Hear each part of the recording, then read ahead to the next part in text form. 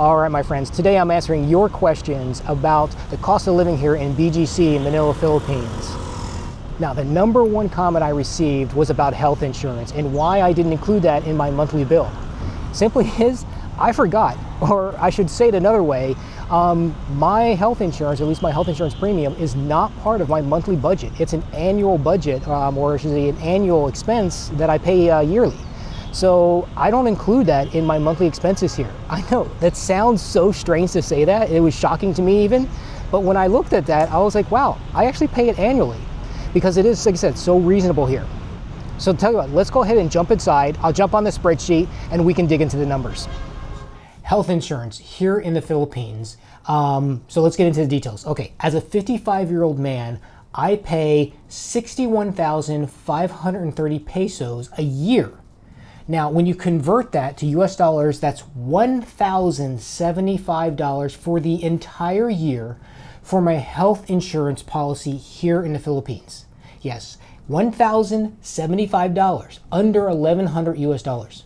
Now, let's be very clear about this. This is an inpatient plan only.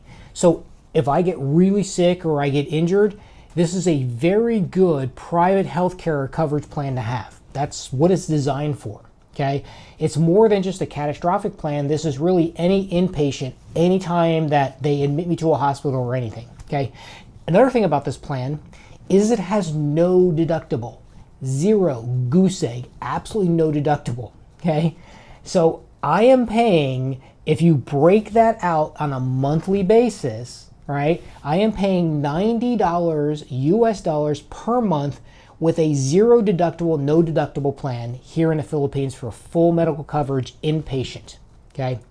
Now, my policy is with Pacific Cross.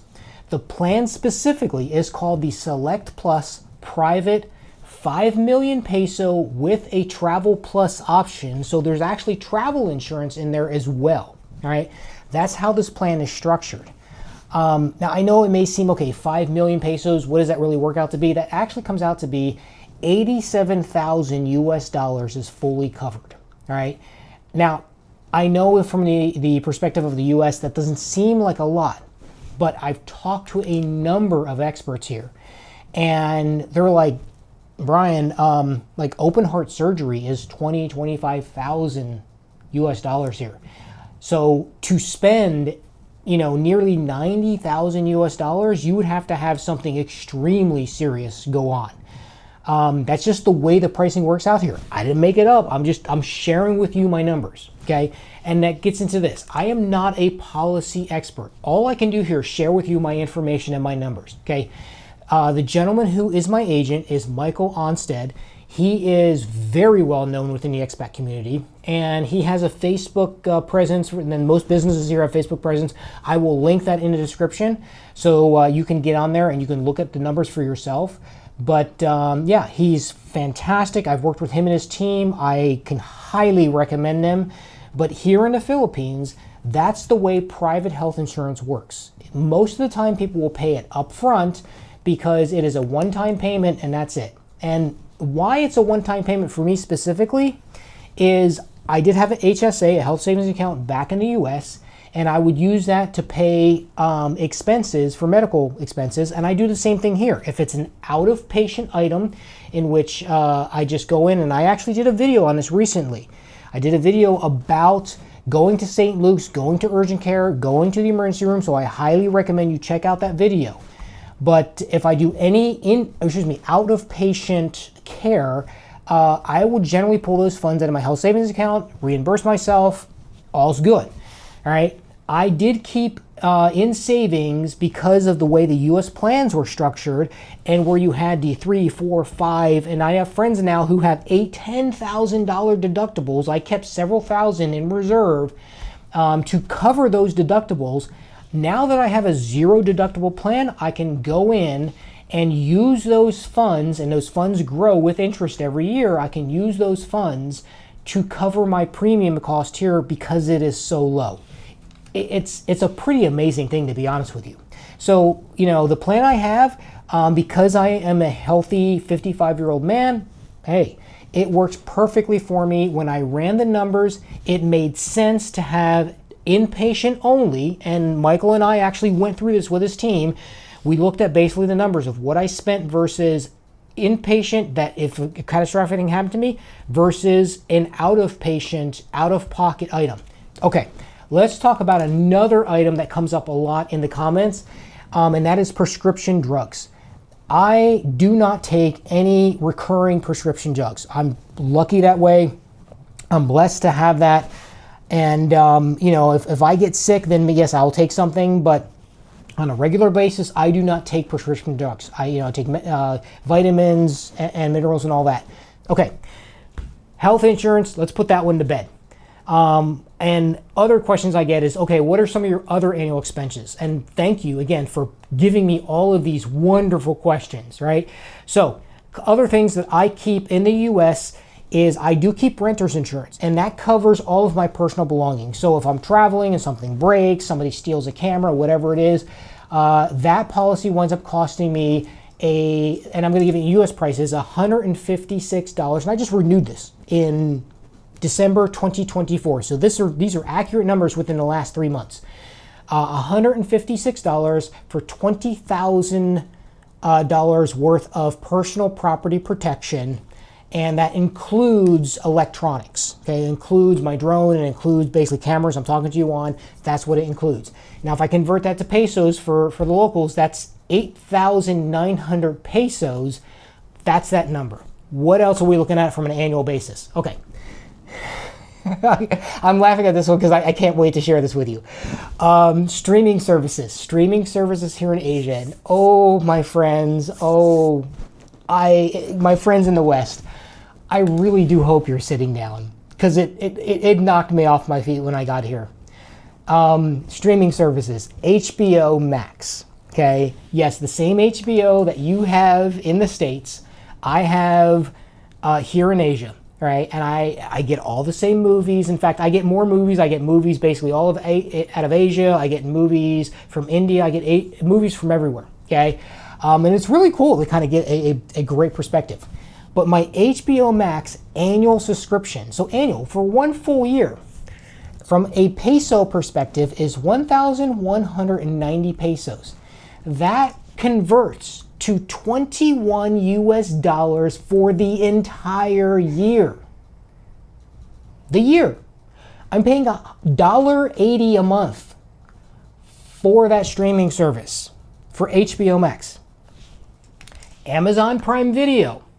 Now, not Amazon Prime where you get the free shipping and all the other bennies, just Amazon Prime Video.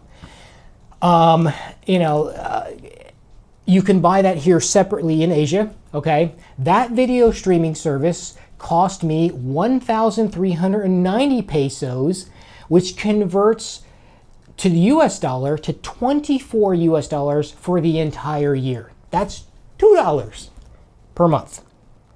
So I am paying for 2 Prime streaming services, HBO and Amazon Prime Video. I am paying, what does that wind up being? $3.80 a month. Do you see now why I didn't really include a lot of these costs in my monthly budget? They're really low. Okay, now the one that's not low, and this one I gotta come clean on.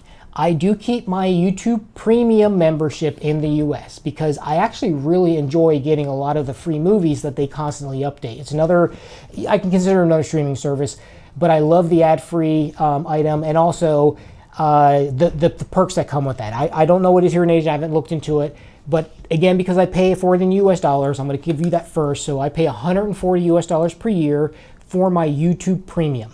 All right, that converts for my local Filipino audience. That converts to 7,900 pesos per year for that service, to have ad-free and also access to all of the free U.S. movies that they constantly put on there. Okay, so that's the streaming services side of the house. All right, what other items do I have? All right.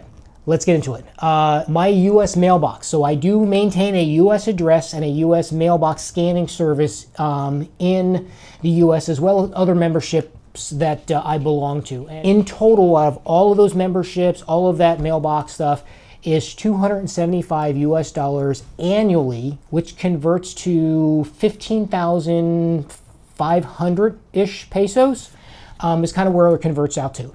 So $275 US is what I spend annually for mail scanning services and to maintain the memberships I want to stay connected to from the US.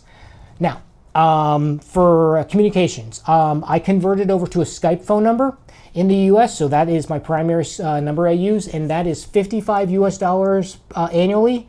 Again, that converts to about 3,200 pesos here in the Philippines, and that way I can keep a US number.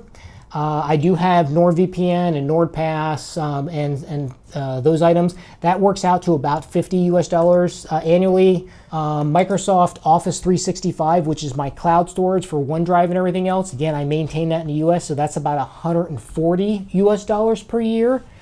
Now, if you notice here, and I just popped it up, is Mint Mobile. I had Mint Mobile for about 2 years or so.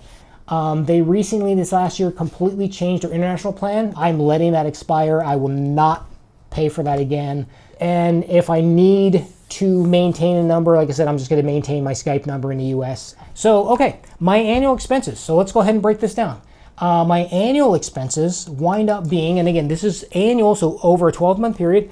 If I convert it to peso, it's going to be right around, what's that, $100,300 in pesos, which converts US dollars at around the current exchange rate right now.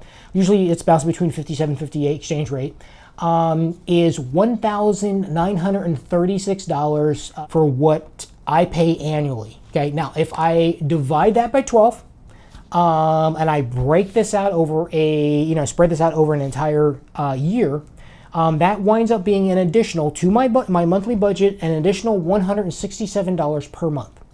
So the last video I produced, all about cost of living here in BGC Manila, Philippines, right, which is part of the Metro Manila area. If I add in that 167 into my monthly budget, we go from 85,928 up to 95,119 pesos, which converts over, again, that 167, adding that to the 1485. That now gives us a total of 1,652. So 1,652 is what I'm looking at for my total monthly budget, to include all of my annual payments that I make throughout the year. So, okay, my friends, I hope this sheds some light on the actual numbers here. So, as I've mentioned before, please like and subscribe. It really helps out a small channel like mine and helps me producing this content so I can give this to you and give you accurate numbers. If you have any questions, let's talk in the comment section. Please throw your questions in there. I really love interacting with you in the comments there. And again, thank you so much for watching, my friends, and I'll see you in the next video. Take care.